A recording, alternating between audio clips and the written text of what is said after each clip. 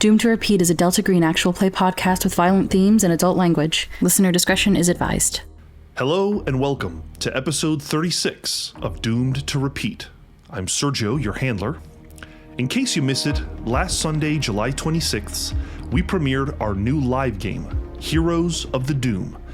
We're playing Inevitable, a doomed Arthurian western, where prophecy is foretold and hope is in short supply. If you like the hopelessness of Delta Green and the drama of Mayday, I think you should give it a watch. Our first episode is out now, and our next session will be live on YouTube and Twitch August 9th at 11 a.m. Pacific Standard Time. As always, you can also catch the audio version wherever you harvest your podcasts. If you love what we do here, please be sure to like and subscribe. Leave a comment to let us know. And if you want to enjoy all of our content completely ad-free, then consider joining our Patreon at patreon.com/MaydayRP, where at any level you can not only get ad-free episodes, but tons of behind-the-screen content, including Black Project Gaming's exclusive run of God's Teeth. This episode, we return to the ominous town of Innsmouth to see how things play out for our intrepid investigators, as we play through our final 3 sessions of Escape from Innsmouth by Kevin A. Ross and others, and published by Chaosium. Now, let's get back to the show.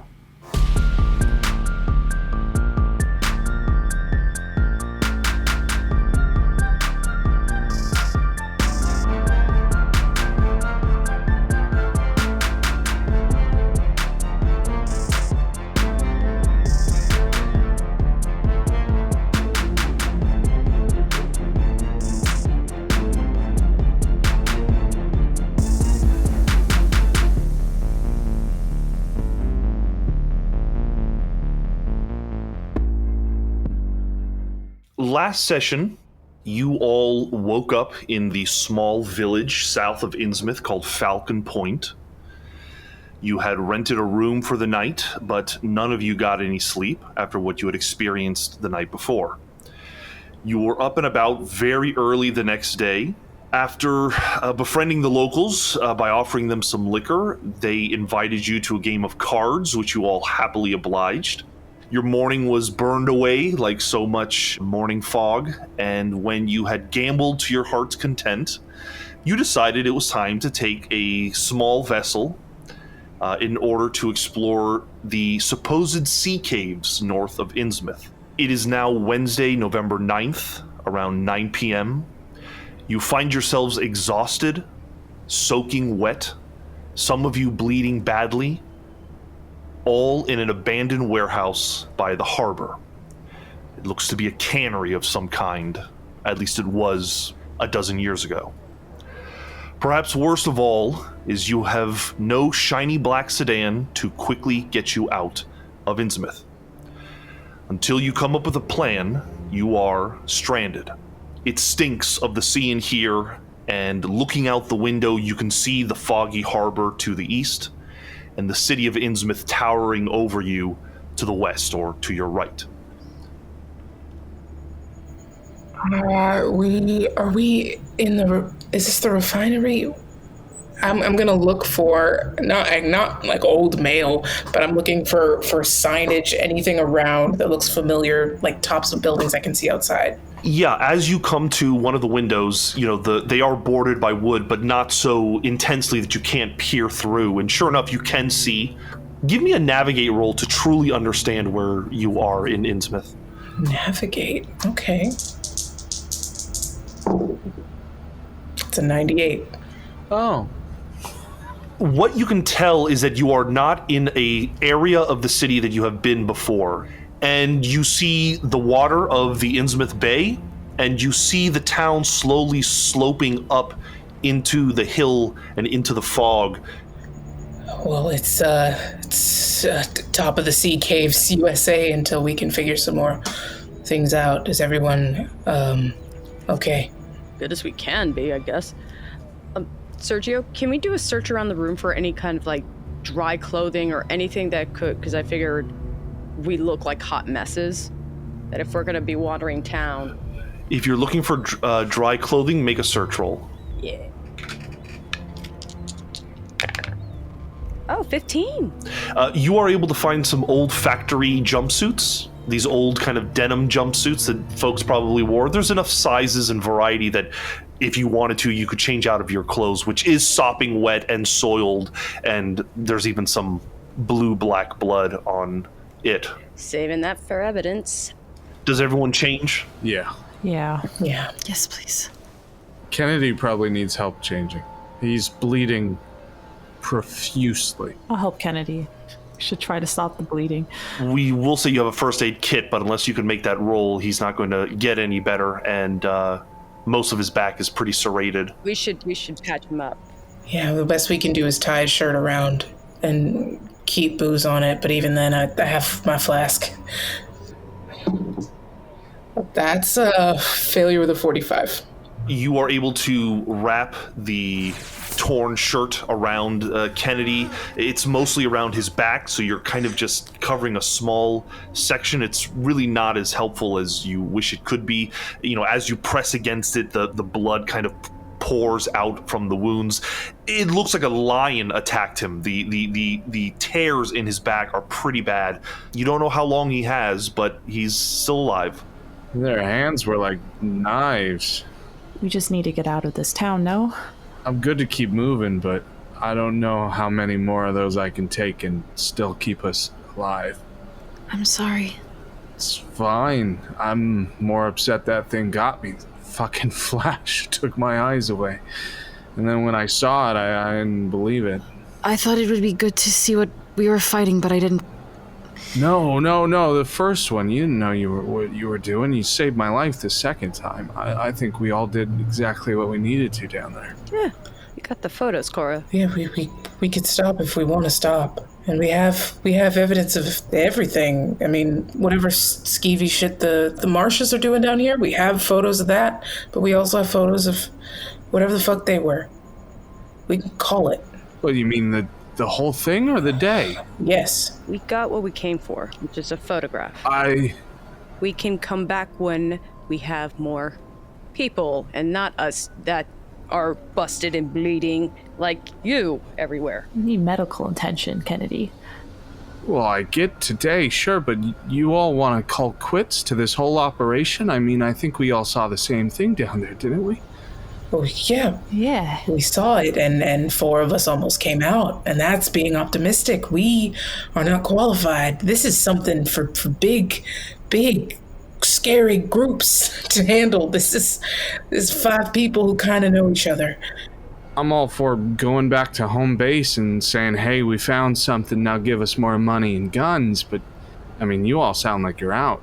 There was more than fish down there. There was more than just whatever's happening down here. There are victims. We played cards with them this morning. What are we gonna do about it? Kennedy, I'm not saying we close this, but this chapter, we have to go to the next one. You got a picture of them, right? Yes, there are, one for sure, maybe 2.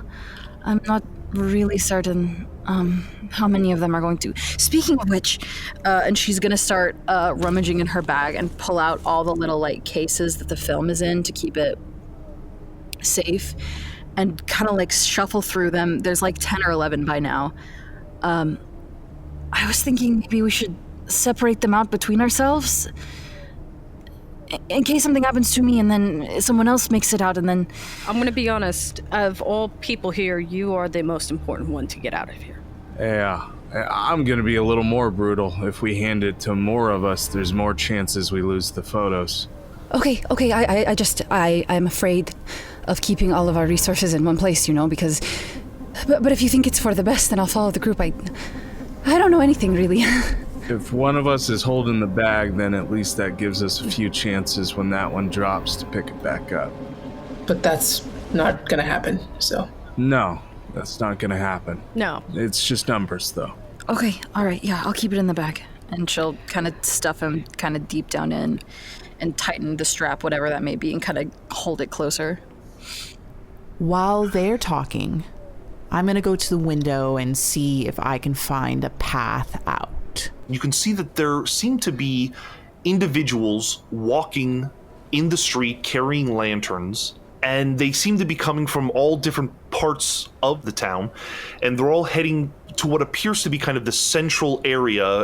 And you recall that there was a church, a graveyard, there was the esoteric order of Dagon, the Masonic Hall was in that area. But it seems like people are congregating towards a specific place. You're too far to really see a lot of detail. If you stay by the window long enough, you'll see one person on the road that is on the same road as this warehouse walk by. Looks to be in some kind of dark sea green robe. And they are carrying a lantern, and they just kind of head up the street. There appears to be a street that kind of intersects and heads straight up the way, and they are heading in that direction. I think once the man passes, I'll go back to the group and tell them that it seems like people are heading to like service or mass or something like that. So perhaps this is a good time for us to leave here and get to the available outskirts of town in any direction. I was thinking maybe we should stay just hide here for the rest of the night. If this is a business, I mean, we would only have a few hours. We'd have to go before whatever this is opens up or someone comes to check. If we're in, they can't get us, right? They don't know we're here. Yes, but what about the two down there? This is a good holding spot, but we don't know if they're going to come up in the middle of the night. If they're going to church right now, it gives us a really good opportunity to skirt through darkened city and get out while they're not looking. Because who knows whether they're going to tell somebody that we were down there in those tunnels. I think we need to get out of here as quick as possible. Do we just... I guess the best way is just walk it? I think we have to. They made it clear that they don't really keep cars around this place. Not anything that runs. Unless we find some bicycles made for two, I think we're walking. It's kind of a game. Everyone we need to avoid is glowing. Let's just not run into the constables again. Freddy's gonna try to take point on the stealth, and just keep a general perception check going forward. But honestly, they just want to look like factory workers that have been here too long and are trying to get home. I think you can concentrate on one or the other, Freddy. You can either lead the stealth, or you can keep an eye out. I think someone else will have to do the keeping an eye out work. Okay, yeah, I'll do stealth. Yeah, I can keep an eye out. Okay, so Arthur, make the alertness roll, and Freddy, give me a stealth roll. Let's go, baby. 65 under 70. Oh, I pass with a 52. You step out through the main door. It is barely hanging on its hinge, but you manage to get it open enough that you can all fit through. And you do find yourself in the northeastern part of the harbor. If you look to your left, you follow a curve of land around to a point where you see that there is an old lighthouse that is not on, or you can either continue going down the harbor street that will take you farther down to what appears to be the, you can see the river that ends in kind of a sputtering waterfall in the choked harbor, or you can head straight west, northwest, which will lead you to more of the upper class, middle class district of town. Or you see that there is a road called Elliott Street that leads more directly into the downtown area where you recall the Masonic Hall is and other sites. While walking, I say, what do you think is going on at church tonight, Freddy? At my church? I can tell you. Fish church? I don't know. I assume they're killing people, or maybe some sort of ritual that turns them into fish people, or makes the water whatever it is that turns them into that. I don't know. It's not praise and worship, I'll tell you that. What do you think makes you believe something like that? How do you buy in on an idea like that, floating out your fucking neck a football field long and worshiping a frog? Where's the bright spot there? They say that angels had, the heads of lions and bears and eyes and things. If you're down on your luck in the ugliest place in America, almost, you'll accept a fish head calling itself God if it makes something interesting. You think that this might be that as far back as we could tell, the angels were just fish? oh, I don't think these are angels. This also came over time. Like, this is like a final symptom of a greater disease. You know, whatever they found years ago, the marshes and all the other families, this is what sowed into the earth. So this is primordial, then, you think, Doctor? This is something older than the world? Maybe. Part of me doesn't want to believe that, but then again, part of me didn't expect to see it in the flesh. It's just odd not to think of us as the apex predator out there. I mean, if these things have been along the entire time, then what are we to them? Some kind of a joke? I think whatever these things were before Innsmouth happened was different too. Innsmouth changed these things. So we're supposed to be together then, us and the fish. Think about it as more of like an invasive species when it integrates into an ecosystem. We still interact and work alongside of it, but regardless if it's harmful or helpful, yeah, you either evolve to meet it or it wipes you out. Right. But couldn't we find a phone somewhere in town and see if we could call through to one of Arthur's contacts and get a car sent or something? I'm realizing that it's going to be a long fucking walk if we try and go from Innsmouth to Falcon Point by ourselves. That shelter we were at, that your friend was at. They might have a phone. I don't recall it, but that place was in bad sorts. We might try somewhere more affluent, but we could take a chance on it. Looking around, you do see that there is a home not far from where you are, a kind of rundown shack close to the water, and it does look like there's a person on the patio there. You suspect it's maybe a woman, but you're not exactly sure. You just know that they're kind of looking away from you. They haven't noticed you yet. Gonna get really quiet, because even though they might be a little further away, be like, and I'm gonna just silently point to the woman. We could take a chance on the kindness of strangers. Yeah, I mean, she's by herself. Unless there's someone in the house. Well, as far as she knows, we are a couple of workers at a factory that may have an injury amongst us and could use a good citizen to just help us. No, but that would warrant calling somebody for an emergency like that. I don't know. In a place like this, do you really call the police when you need help? How about this? You be right around the side, not in sight, and I can go over there and scope it out. Just one of us, or maybe some of us go, we call a car, tell them to send the ugliest car they have, and we take that back into town. Yeah, we send the prettiest among us up there to ask, and the rest of us ugly folk can stay on the street until the car comes. All right, Cora, you got it?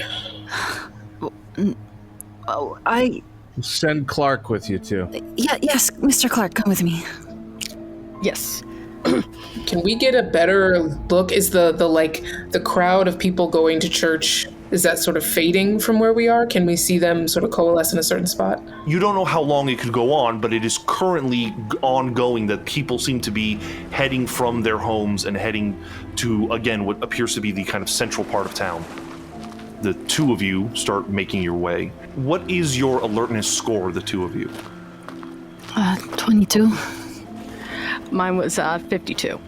Arthur, you start to notice that littered on the ground are fish bones, sometimes large, sometimes what looks like a tuna skeleton, littered around the ground. And as you get closer, Arthur, go ahead and give me a alertness roll.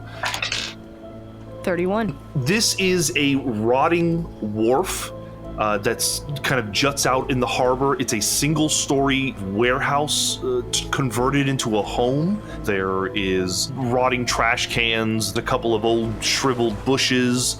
The two of you see this woman, an attractive figure in a kind of sundress, kind of a darker color, leaning away from you, looking out to the fog and to the waters.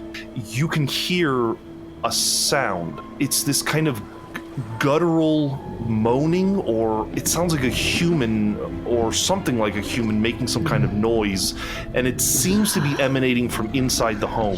Mr. Clark, should we... I'm gonna motion for Cora to be very quiet, and we're gonna just retreat. I think you both need to make stealth checks in this instance. I kind of want to see what your roll is, because I'm gonna based off of you. Baby, it's gonna be bad. I only have a base 10 in this bitch. Oh no. That's a 91. Arthur, I don't think I need a roll from you. No. As you are walking up, Arthur, you realize this before Cora does, but something is not right about this situation, and everything in your body says we've made a mistake and we need to turn around. The problem is that nearby, Cora, there is a kind of mangy seagull that is picking at one of these rotting fish corpses, and Cora just happens to kind of spook it in some way, and it and flaps its wings and begins to fly up into the air. I'm sorry. Just enough noise to cause this woman to begin to turn. I'm gonna push Cora in the way, and I'm going to step in front, more into the patio's way, and be just give me a persuasion or a charisma roll to hold her attention. A 12. Cora, like, noticing that what he's doing after a second, I think the gasp that kind of sneaks out, they kind of close over it with their hands and just curl into a ball in the shadows. This woman hears the noise that you and the seagull are making and, slowly turns, seeming like she's not in a rush. And when she does, you see that she is physically quite a beautiful woman in good shape. But what is curious is her face. She seems to have the Innsmouth look. These enormous glassy eyes kind of fixate on you. This very flat nose almost turned in as if it was a open skull. Her lips red from rash and bulbous. Everything that was beautiful about her in silhouette is now revealed in her face, her greasy hair kind of wrapped around her head. And she turns to you and her eyes that are already big kind of open even bigger. She says, "Oh, I haven't seen a man like you in some time. What's your name, stranger?" And she starts making her way towards the steps, moving seductively. She seems very excited to have a man in her presence. Well, gosh, man. Arthur's going to nod his hat. I'm sorry to bother you on such a evening tonight. Have you gone and lost yourself in the town of Innsmouth, young man? You must be psychic, because that is exactly that's exactly what has happened to me. On the ground, Cora goes, "Psychic? What the fuck?" Cora, while you are kind of huddled by the wall of the building, it's basically a raised platform to avoid when the tide comes in too heavy, etc. And so the bottom level that you are on is kind of like this fenced wall, and you can hear what sounds like scuttling and groaning noises coming from just behind you. I think that it's disturbing enough that I'd like to ask a sanity check of you to see if you can maintain your composure, as you think you can hear somebody breathing behind you. Oh, Sergio, why do you say things like this? It's yucky. But I save with a 24. You manage to keep your mouth shut and you don't say anything. Cora hasn't moved her hands from over her mouth because she doesn't trust herself. Arthur, she gestures her hand out, leisurely towards you. Says, "Well, come on in, child. You don't want to be out tonight. Tonight things are getting wild in town, but I can keep you safe." Actually, if you don't mind me asking, do you happen to know where I could find a telephone? "Oh, yeah, I got a telephone inside. Come on. I got a little ringy-dingy you can use." Ring-a-ding-it. Call me old-fashioned. It's just I don't feel comfortable going into a madam's home without knowing names. You can call me Ma Babson. Ma Babson. That's my last name, Babson. But you can call me Ma. So, Ma, why would tonight not be a good night to be around? Oh, the boys of Innsmouth get rowdy on church night, but never rowdy enough for old Ma. Can I tell if she's lying? Yes, you may make a human intelligence roll. Yes! Honey, I've been to Broadway. You can't fucking act around me. That's a 24. Arthur, this woman is totally lying. She lives in squalor, and the chances of her having a functioning phone are probably zero. The problem is as you are kind of putting this together, you can see there is a shadow. Somebody in the shadows of the home is kind of starting to shuffle towards the front. You can't quite make out features, but somebody else is coming to meet you. Ma'am, thank you again, but I'll be honest, I do not get involved in marital affairs, and I can see your husband's coming, and I don't do that. Toodaloo. And I'm just gonna go ahead and shuffle back. Are you going back up to where the party is hiding? Yes, because I don't, and I'll probably, main reason is I want to drag attention away from Cora. Which you are leaving alone with the Babsons. Ma's gonna know I'm watching her. I'm like, no, I'm gonna keep turning back around like, As you back up, and you can see Cora crouched under the house, Ma Babson, her big smile with teeth that you can see fish scales lodged in between, her big smile just sort of fades, and she becomes so insulted that a man would tease her in this way, and she goes, "Nobody says no to Ma Babson," and she starts yelling off of her patio, "This no good piece of shit." She's just yelling all kinds of profanities and terrible things. And you suspect in a matter of minutes, somebody other than her is going to become aware of all this noise. I'm booking it, and I'm gonna shout, "Liar, I'm gay," and run. You are able to run from them, but I'm gonna need a stealth roll to see if you can get away and hide.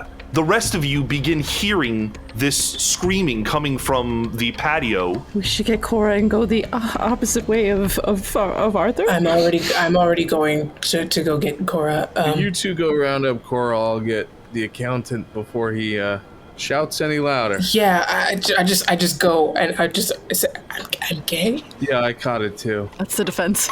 Maybe just to the poorhouse then. Maybe just to the poorhouse for now. So the plan is to reconvene at the poorhouse, but we are breaking up into teams. Those of you that are heading to Cora, you will need to kind of circumvent the home, because where you are positioned, I will say that if you walk towards the home, the Babsons will see you. Kennedy, you're going to chase after Arthur. Arthur, did you succeed on your stealth? Oh, that was a hell no. I had an 83. Arthur, you make the turn, and you can see that there is somebody carrying a lantern down the street, and they were about to make the turn to disappear down another street, but they stopped after hearing the screaming and can see you running up the street. I'm just gonna catch up to Arthur, see if I can grab onto his arm, and then point out the nearest point that we can get off the main street, back house portions that we can make towards the poorhouse that is not us running blatantly in front of all these lanterns. I'm gonna need something other than a stealth roll. I need either a search roll or a navigate roll to try to find those dark portions that are easy to hide in. I have a 36 under 50 for navigation. You are able to grab Arthur by the shoulders and rush into the darkness. You're in the back of a home. There's a wooden fence that is sloped to one side, but it is hiding you. And you are able to start here and navigate your way. You understand that you'll have to head basically west up the hill, and then eventually make a right onto Federal Street, which will take you to the poorhouse. At least that's the most obvious way to get there if you were in a car or something. We'll come back to you guys. The rest of you, the other team trying to retrieve Cora. Cora, what do you do in this time? Are there any windows in the basement where this weird noise has been coming from? If you look down the wall, yes, about 15 feet away from you, there appears to be, a small little porthole that appears to be a window. Okay, then I think Cora's gonna start so slowly, turn over from being back pressed to the wall to hands and knees, shoulder to the wall, and really only moving when Ma Babson's like actively shouting. And then when she stops to take a breath, Cora will freeze and then keep going. Because Babson is so distracted and so upset, if you want to choose a particular role and justify it, let me know. Otherwise, I think a dexterity ×5 roll makes sense. I was gonna say human intelligence also, but they're the same, so I think either of those are good. But they're both 50, so we'll find out. Straight up luck roll. Oh, it was so close to being good, and then it was an 81. Ma Babson is in fact distracted. and she doesn't see you scuttle your way down the side of the wall, and as you pass the dark window, it isn't Ma Babson that sees you, but whatever was hiding down there. These pale, sickly, wet hands burst through the porthole and reach out and grab you. They're going to attempt to hold on to you, so you need to make a athletics or a strength times 5 roll to resist. I'm gonna go with strength. Okay, that's a 7! They succeeded, however, with a 37. Fuck.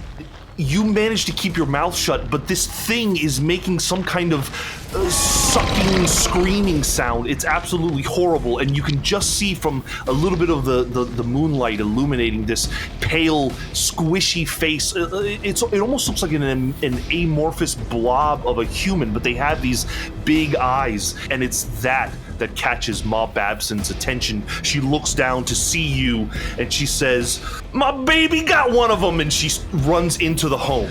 Oh no. Freddy and Dr. Rook, you are making your way around. You are able to get to a position around the back of the house where you can see Cora, and she's being held by this thing, these hands that are sticking out of the porthole. Yeah, I'm just trying to cover ground as quick as possible. You're close. The next round, you can absolutely get to Cora. Back to Arthur and Kennedy. I'll say that you're in the shadows, you are hidden, and you are making your way, but I will need one more roll to determine whether you're able to get there in time or whether there is some kind of delay or something. Same navigate? Yes, navigate or search. That one's a failure, unfortunately, with an 81 over 50. I think that the failure allows me to make another roll to see if another member of town notices you. And that is a critical success with an 11. Fuck. I'm gonna say this time you kind of make your way through a couple of backyards and you stumble out, and there is not just a couple of citizens, but you also immediately recognize the face of Constable Birch. I knew it. Who is also in robes. He stops and kind of notices you guys stumbling out, says, "You!" As soon as he says you, I'm gonna be like, you! And then run away. Like, shit, busted. He starts running the other way. He's like, your options are you can run north towards the poorhouse, or you can run south towards the center of town, or you can run past them, which is west. We gotta go to the poorhouse. That's where we all said we were going off to break. But I do think that on the way is like Kennedy is like hobbling down the street away from the constable and trying to go as fast as he can with as hurt as he is. He's racking another magazine in his 1911 and getting ready. I need you both to make athletics checks to see if you can evade the constable as he pursues you. I have a pass with a 27 under 50. I failed with a 73. You notice now as you begin to run, he's not wearing shoes, and he has these massive, flat, webbed feet. And when using flippers, you think it's going to be a hindrance to him, but it's not at all. You guys have a good lead on him, and you see him slowly begin to gain on you, eventually making a leap into the air, a leap similar to those things you saw in the caves. And he does succeed at catching you, Arthur. He's going to land on top of you. Kennedy, you think that you are dead meat, but Arthur was just behind you enough that he was able to get tackled. You see him fall to the ground, and this man is kind of manhandling him and stopping him from being able to get away. What do you do? I'm gonna take the turn to perform the aim action with the 1911. That means on my next turn, I'll have a plus 20% on any shot I'm taking. So Kennedy is like barreling his eyes down the sights of his handgun, trying to center it on the two that are scrambling on the ground and making sure that when he takes this shot, he's not going to take out Arthur.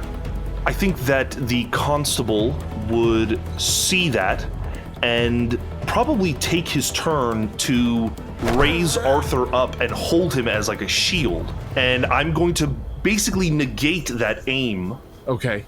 And he's going to say, "Drop the weapon and you'll be left alive. Your friend and you will be safe. Just drop the weapon. Don't be rash." I don't know if this is worth it. I don't even think Kennedy responds. I think Kennedy fires. 37 under 70. Oh, God bless. He is going to use dodge to try to avoid. He rolls a 1. Oh, shit. Fishy bitch tits. He sees you serious about firing, and he lets go of Arthur and leaps off into what looks like a little awning for a house. He literally leaps on top of the building and then scuttles around and hides behind it. The other citizens that are, maybe 30 feet away are starting to run deeper into town. Arthur, get your little ass over here. We're not getting another option like this. I pushed you, didn't you? Got you out the way. I think it is now obvious that Birch, along with probably many members of Innsmouth, are not just human, and I think that calls for a sanity check from the two of you. I fail with a 95. 72. Okay, if you both fail, you're going to roll a d4. Shit, I am so close to breaking point. Ooh, a 1. We'll take a 2. Back at the Babson home. Freddy, what are you doing? You can get to Cora in this moment. Then I think I'm going to get there and try to run the blade across the hand on Cora. I'm going to try to do a long cut up the arm. Go ahead and make that attack. Okay, that's success 61 under 70. That's 3 points. You stab into this hand, and what's disturbing is that it's almost as if the bones have lost their solidification. You tear farther into the arm than you were expecting, and the thing inside lets go of Cora and begins to squeal the way a baby seal squeals when an orca is eating it. You see a quick glimpse of some kind of face in the darkness pull back, but Cora is free. Is Brooke, are you with me? Yeah, I would be right behind them. I was hoping to grab their bag with all the photo stuff and then sling it around myself as I get Cora to their feet. So the three of you are together. When you hear screaming and clamoring coming from the house, you hear Ma Babson say, "Get my gun!" And you can hear these occasional kind of guttural sounds. Now these sounds have kind of been riled up, and you hear something is in there with Ma, and they are getting riled up and probably coming outside. Yeah, I'm pulled off the bag and pushed it into Theo, and then I am clawing to my feet and just pushing against Freddy to get us both moving. Let's go, let's run. I'm going to ask all of you to make athletics checks, and this will determine whether you can get away from the Babsons before they get a good eye onto where the hell you're heading. 39 under 50. Fail with a 78 over 50. It's all on Cora. This is 62 over 30. As the three of you are running to the back of the house where there are 4 other dilapidated houses that share a backyard, 2 of these tainted citizens come clamoring out of the house, 2 men in overalls and tattered shirts and jeans, and they see you and they're pointing in your direction when Ma Babson comes out with what looks like an old kind of flintlock rifle, and she's going to aim it at her hip at you and just fire. She's going to have a disadvantage because it's a really old piece of shit gun, and she isn't particularly good at it. As you are making the corner, the ground kind of explodes behind you as one of these old bullets strikes the ground. But you are able to get out of sight, but you can hear them yelling and calling and trying to arouse the town. I think I take one of them in each hand, and I just start charging forward towards the poorhouse. Let me ask for a navigate roll to make sure that you can get to the poorhouse without getting lost and possibly running into other citizens. Yeah. That's a 62 over 30. I'm going to now roll to see if you run into anyone. Okay. You are not going to run into any citizens, but you are currently lost. I am going to ask you... make a luck roll.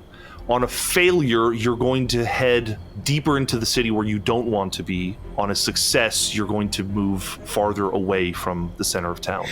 Over 50 is good? Under 50 is a success. Oh, 94. Fuck. Hey. Kennedy and Arthur. Yeah. You finally make it to the familiar, broken down home that is known as the Old Wayne's Whorehouse. The door is slightly ajar. The lights are on. We gotta, get some food, rest up, hide amongst the sheep? We gotta make a call, Clark.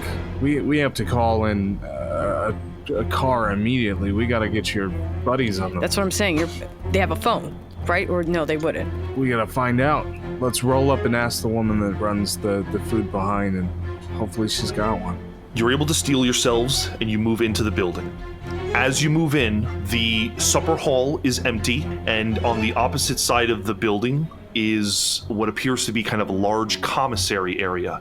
And there are many of these homeless folks, many of them older, reading, sitting by the fire. But individuals do notice you. Some of them roll their eyes at Kennedy, remembering him and his obnoxious questions the night before. But you do see what appears to be a volunteer of some kind of walking around handing out blankets to the individuals. It's another young woman. Miss, do you happen to have any first aid or know any?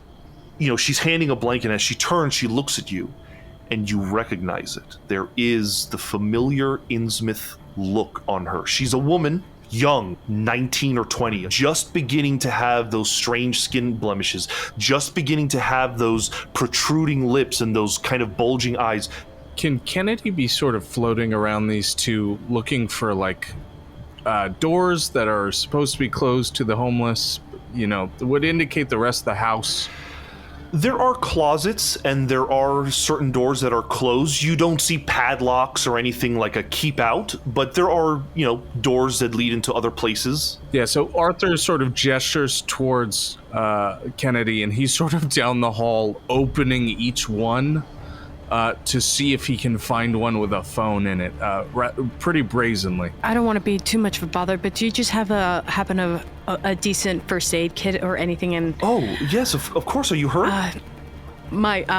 My buddy and I, we had an accident on the road earlier, and I just want to make sure he's touched up. The young girl kind of when you gesture to Kennedy, Arthur, she sees him opening doors. Those aren't there, sir. I'll lead you to them. And she moves over to Kennedy to lead him towards the first aid kit. Kennedy, wherever you go, you don't currently see a phone.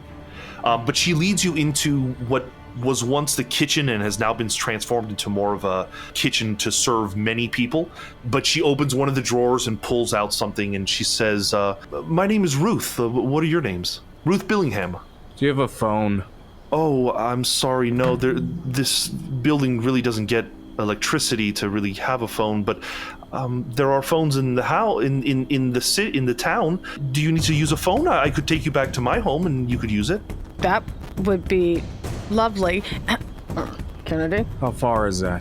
It's just up the road, and she points in the westerly direction, deeper into the residential district. Fuck. That's a lovely. What was your name again? I'm sorry. Ruth Billingham. Ruth, that's very gracious of you. Oh, of course, yes. I mean, if anyone has ever hurt or anything, that's why I volunteer here. Let me see your wound. And she starts kind of trying to take off your coat to take a look at it. Let's go to your house first.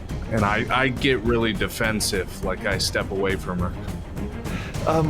You aren't in any trouble with the constables, are you? No, it just, we had an accident. It's like a fishing accident, and we just want to try to let our friends know to come pick us up. Of course, yes. I'll help you. Just give me a few minutes to finish up, and then I'll take you to my home. We don't have a few minutes. You're gonna take us now, or I'm gonna die. It's that bad, then? Okay. Yes, it is really bad. I guess I can return once I let you use the phone. Yeah, sure. Just follow me. And she starts making her way out of the house. Oh, thank you.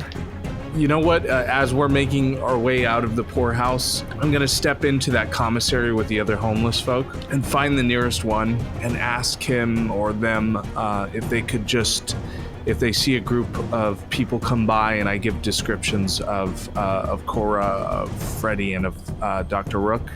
If they come by, let them know that we went down to find a phone. We'll be back as soon as we can. we're just in the city center. Yeah, you share that with someone and they kind of look you up and down, but they agree that if somebody comes by, they'll tell them that. I'll fish into my wallet too, and I'll give them whatever spare change I have as a thank you. The two of you spill out onto the street with Ruth. As you are walking, both of you make alertness rolls. I have a success with a 32. Fail with the 69. Nice. Kennedy, you are able to notice that up ahead, in the direction of downtown, there appears to be a cluster of lanterns moving in your direction. Shit. You are at the corner of an intersection. Yeah, I'm gonna grab Ruth by the arm and sort of guide her off an alternative route. You don't like to be touched, but you can touch me whenever you want. Listen, if we go down here, things are not gonna go well for you, for me, for anybody. So if we could just take another route to your house, I think it's gonna be a lot safer for everyone involved. She kind of looks at Arthur and she looks at you, Kennedy, and she just kind of suddenly sputters out, "Do you both know Brian? Are you friends with Brian?" Yeah. Yes, we're. I'm sorry. You guessed it. Yes, Fred. We fucking love Brian. This sweet, innocent 19-year-old girl doesn't even need a roll from you. Her eyes light up and there are tears that kind of well on the edges of her eyes. She says, "Oh my God, you know Brian? Have you heard from him? He just disappeared the other night and I don't know what he's up to." You know what? If you get us to a phone, I will get you to Brian. I'm gonna extend a tissue out, because, gentlemen. Thank you. Okay, yes, my home's just up here, and she starts leading you. Let's go back to the other group. You three realize that you are not heading in the direction you want to. Weaving around buildings and through alleyways and through backyards has led you deeper into the city than you'd like. When you poke your head out to survey the space, you can see that you are not only deeper into the city, but you are close to a kind of intersection, a kind of small square where there is a crumbling church to your left. And then to your right, you see what looks like a small jail. Otherwise, the coast is clear at the moment. Should we hide in the church? It's abandoned. No one's gonna look in there. What about Clark and Kennedy? I hate to say it, but they can take care of themselves right now. They have weapons. We have, what, one knife? I have a gun. I just didn't want to fire it. I have a knife as well. I wouldn't come here unarmed, of course. But shouldn't we keep moving? I don't know. That was really loud, and if they come back this way, we're in trouble. If we can hide here long enough for them to pass us, then we head the other direction. Fine. Okay, let's go to the church. Dr. Rook, you can hear the sound of somebody calling out from the jail, a young male voice, and you hear them saying, "Is anybody out there? Are you gonna eventually let me out of here? Hello?" There's somebody in there. Do I recognize that voice? It isn't particularly familiar, no. "I promise I won't date Ruth." It's the kid. Should we let him out? It's another distraction. If nothing else, not that he... That was awful. That sounded really terrible. Yeah, we're not gonna let him go as a fucking bait, but we should let him go. We should get him. Right. Do we know what side of the building he's on from how he's yelling? You are facing what appears to be some windows with bars on them. You would have to go around the building to get to the entrance. I think Freddy's gonna go up to the bars. Brian? Who is that? Hello? Shh, don't yell. It's Freddy. Freddy? Don't worry about it. Can I come out now? We're gonna try to get you out, but you gotta whisper. You gotta give me a whisper. Okay, yeah. Do you live here? Do you live in Innsmouth? Fuck no. We're trying to get out. We're gonna get you out too. Just, can you see the door? Yeah, you just have to come around the other side of the building. There's not anybody in here right now. They're all attending the service. Okay, you've seen the freaky shit too, right? Yeah, I've seen some freaky shit while I've been stuck here, yes. Good. I mean, not good. Whatever. Listen, you gotta hurry up because they were saying something about me being part of some kind of ritual or something. Okay, then I guess we don't have much time. Yeah, I'm gonna head around to the other side of the building.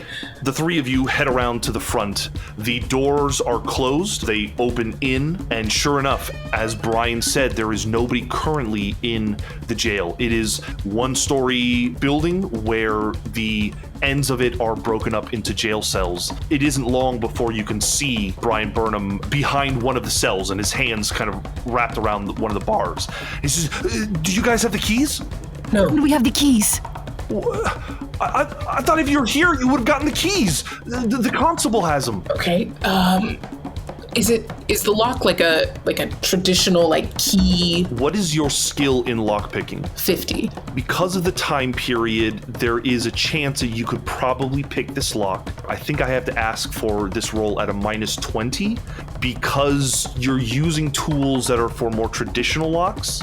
And we have to at least imagine that this is a strong cell lock, right? So I think that's a 30%? Yeah, I'm here for that. All right, 30. 54. Wouldn't have worked either way. Unfortunately, your tools just aren't what is needed for this level of lock. And you can tell that, yeah, there's rather large keys that you probably need to get. As you kind of stop, Brian, kind of looks down at you and looks at each of you. It's not going to work, is it? We can shoot the lock. We have to move fast. But if we shoot the lock, we are out of here. Theo's gonna stand by the door as far away from the loud noise as possible. Dr. Rook, make a alertness check while you're at the door. It's a 3 on alertness out of 40. Is there like a mop or a broom around here, Serge? I think that you could look into a utility closet and find a mop or a broom, yes. I'm just gonna grab something so I have some kind of weapon. I snap off the mop part, and I think while they're discussing this, I'm gonna rip part of my too long pants legs on this jumpsuit and take out my tiny little pocket knife that is utterly nothing and just wrap it and tie it onto the end like a really shitty little spear. Cora, can you make a power ×5 roll for me? This is what I built Cora for. This and pictures. Oh yeah, that's a 5. So as you're tying the knife onto the end of the stick, you finally have a moment to just breathe, and something about being in Innsmouth, things feel heightened. Almost as if you know what's coming or what the citizens of Innsmouth are up to. There's a connection to the energy of the city and of the town, and again you get the image of the Masonic Hall, the esoteric order of Dagon. Brian, go ahead and step back too. I'm gonna grab Freddie before she shoots the lock and kind of pull her down to my height so I can whisper. I know last time I didn't tell you why I knew something. We had problems, but I'm gonna do it again, and you just have to trust me, okay? This isn't my business. This is his life. Most of the city is at the esoteric whatever the fuck, the church. But there's some of them that are out in the town. They're further away from us, but they're out and they're looking. So there's a group to be on the lookout for, but we might have a chance. I'll try to keep an eye on it. Open it fast. Hopefully they won't hear it. They're far enough away, I think. Go ahead and make your firearms roll. Okay. 36 under 70.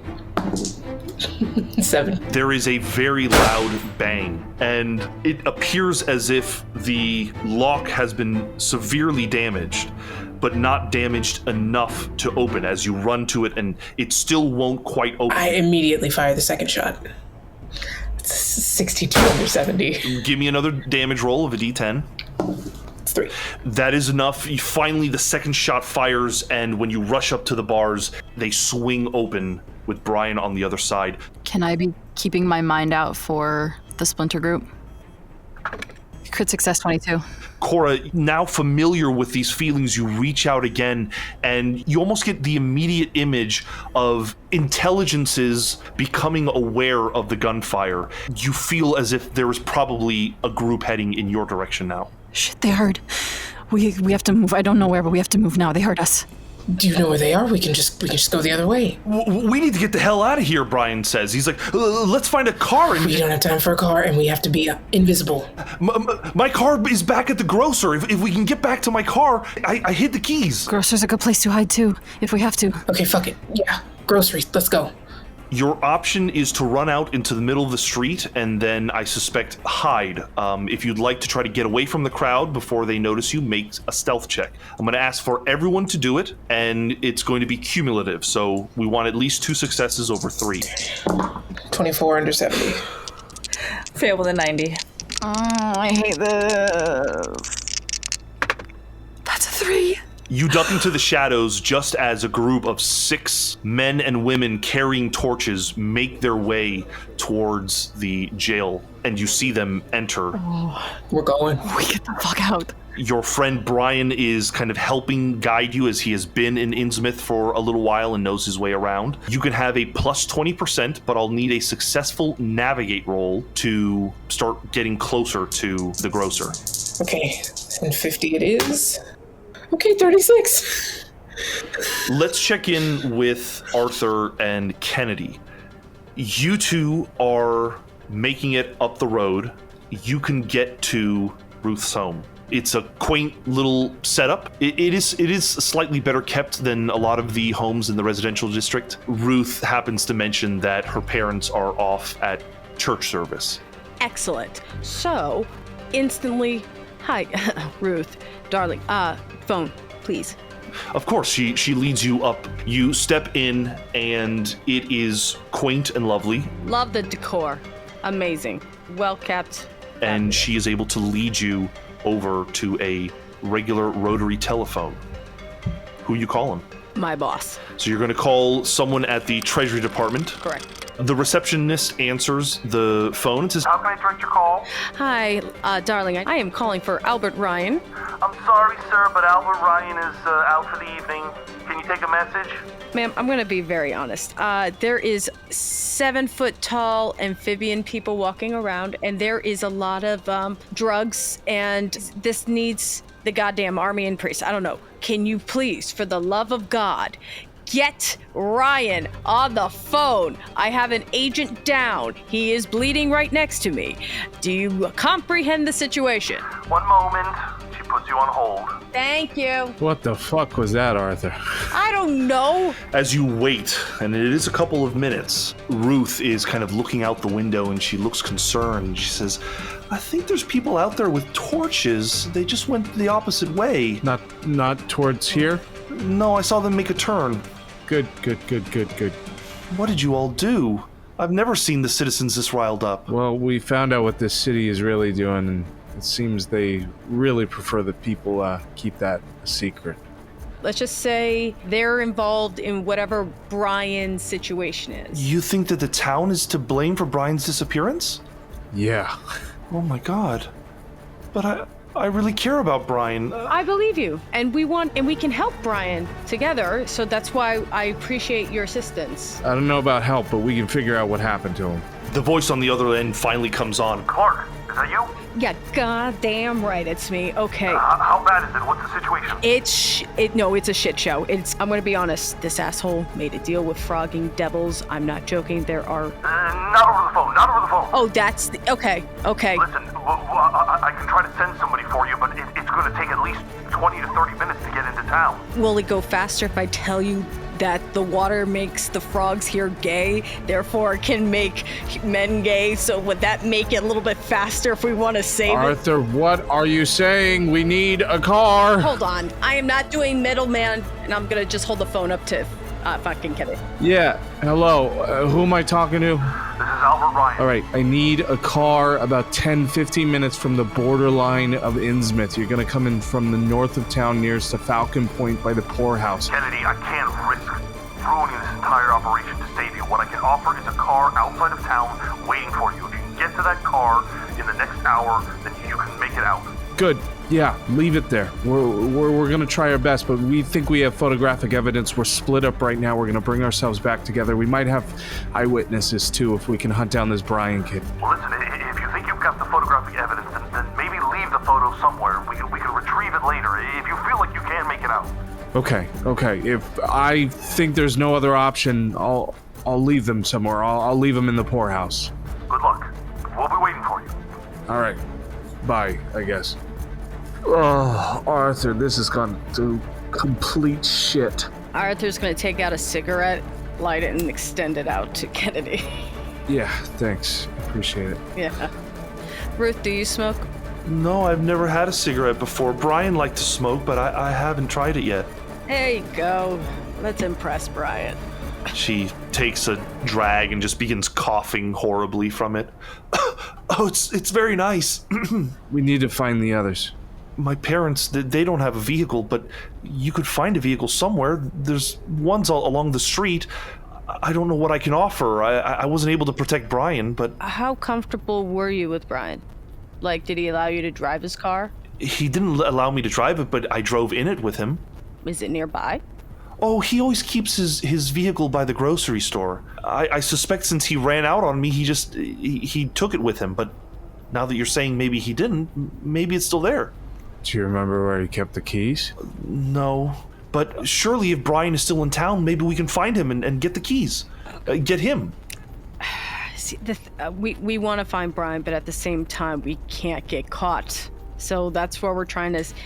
And we would like to get out of here as quickly as possible. It might be worth a try. If worst comes to worst, we can't get into that car, we can wait the 20 minutes it might take for the feds to show up. So your plan is to leave Ruth's home. With Ruth. And you want to get to the First National grocery store. Yeah. How are you heading there? Are you just walking, or are you trying to remain quiet? Well, we're with Ruth. I don't think that's going to help us much. But I think we need to get there as fast as possible anyways. Skippity-doo-dahs, let's go. Yeah, there's no stealth for us. We're beat up and seen and shot at. And navigating there is going to be easy enough, as Ruth knows how to do it. What I guess I'm going to ask is that you make athletics rolls to determine that even if you are seen, you are able to stay ahead of your assailants. I have a success with a 44. Oh, finally. Success 27. Ruth proves to be fast as well as you speed walk your way in the streets, in the sidewalk, just trying to stay in the shadows, but heading south. You know, as Ruth explains, that you'll have to cross the river. As you are going, you see the mob turn a corner behind you and notice you. They begin giving chase, but you begin running as well. We'll say that you are exposed for the moment and that they are maintaining a chase. And I'm going to say one of them is at least carrying a weapon, and they're going to take a pop shot at you. Even with a minus 20%, they roll a 26, which gives them under 30. So I'm going to say that's a success. Now the decision is who they fire at. Under 50, Kennedy, and over 50, Arthur gets hit. It was 41, which means that Kennedy is going to get shot at. Kennedy, you could, if you'd like, dodge. Really worried about not keeping up, so just go ahead and hit me.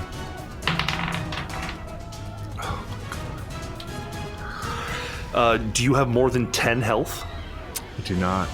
The crowd is running and screaming after you, and as you are running, the three of you, Ruth says, maybe I can distract them for a moment. Maybe I can pause them. What do? We just keep running? Just keep going. It's fine. We just gotta get to the grocery store. We can't take any moments to stop or they're... As soon as Kennedy says that, you hear the fire ring out, and Kennedy's temple explodes as a bullet fires straight from the crowd.